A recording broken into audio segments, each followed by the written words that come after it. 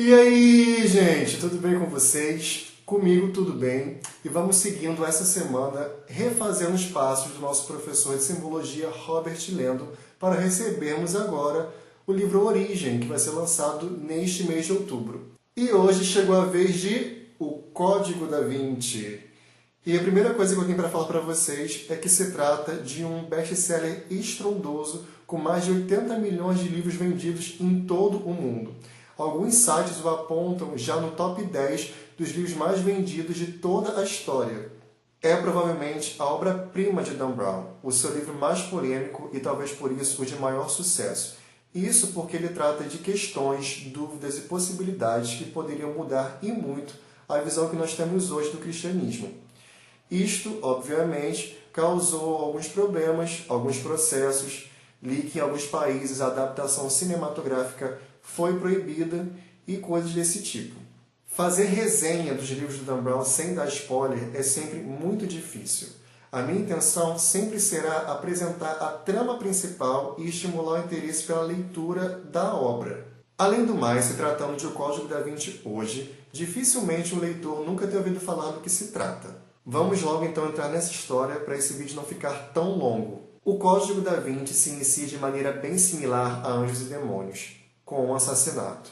O famoso curador do Louvre, chamado Jacques Sonnier, foi encontrado morto dentro de seu próprio museu. Pouco depois da meia-noite, Robert Landon é visitado pela polícia francesa no hotel onde ele estava hospedado em Paris e é levado então para ver o corpo. Dentro do Louvre, ele é então guiado pelo capitão Bizufage até a cena do crime e a cena chocante. Um homem nu, deitado no chão, com a barriga virada para cima, com braços e pernas esticados. Em seu abdômen, um pentagrama desenhado com sangue e um pouco mais abaixo, na altura de seu estômago, a perfuração do tiro que o matou. Mais estranho ainda foi saber que fora Sonnier quem se desenhou e quem se posicionou daquela forma. O capitão faz diversas perguntas para Landon acerca do pentagrama e da posição do corpo, e recebe todas as respostas que o professor poderia dar. Quando indagado sobre seu nível de proximidade com a vítima, Landon explicou que era um admirador da obra de Sonnier, que inclusive usava alguns dos textos dele em suas aulas,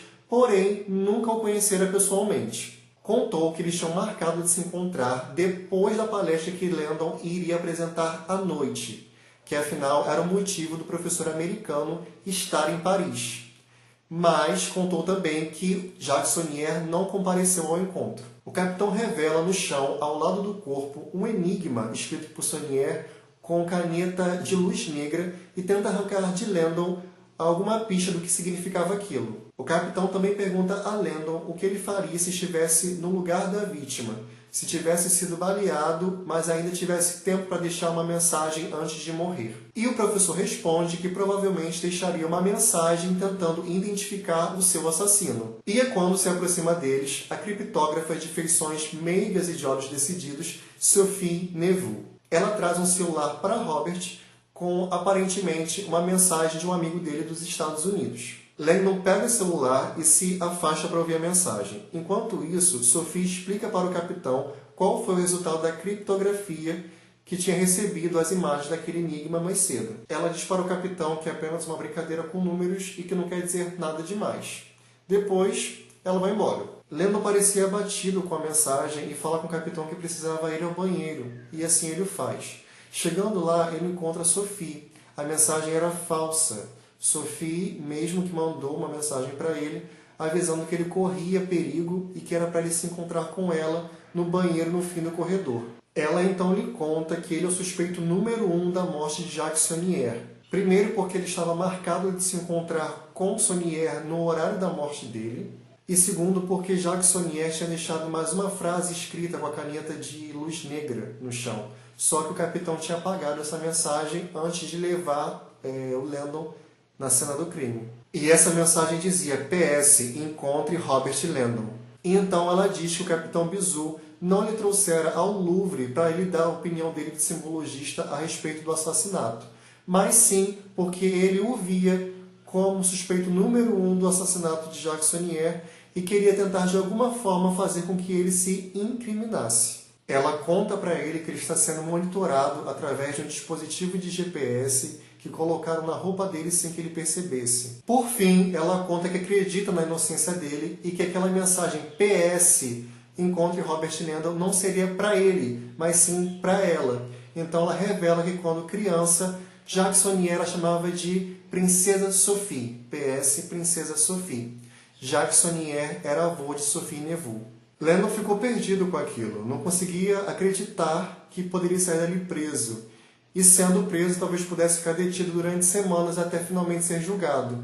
E naquele momento, ele precisava ajudar Sophie a desvendar a morte do seu avô. Então, de uma maneira extremamente inteligente, eles conseguem simular uma fuga do Louvre, de maneira que faz com que a polícia francesa saia do museu e dê a eles alguns minutos para eles investigarem todas as pistas que Jacques Saunier tinha deixado pelo museu. O avô de Sophie deixou muito mais pistas do que eles imaginavam, principalmente nas obras de Leonardo da Vinci. Então prepare-se para, junto com Robert Landon e Sophie Neveu, desvendar anagramas, enigmas, charadas, sequências numéricas e ser muito surpreendido. E no desenrolar daquela história, eles descobrem que aquele mistério é muito mais do que um homicídio. Eles descobrem que Jacques Saunier pertencia a uma fraternidade secreta muito antiga chamada Priorado de Sião, que guarda um segredo milenar que, uma vez revelado, poderia mudar radicalmente a forma como vemos o mundo hoje. Esse segredo tem a ver com o Santo Graal, a possibilidade de Jesus Cristo ter tido filhos com Maria Madalena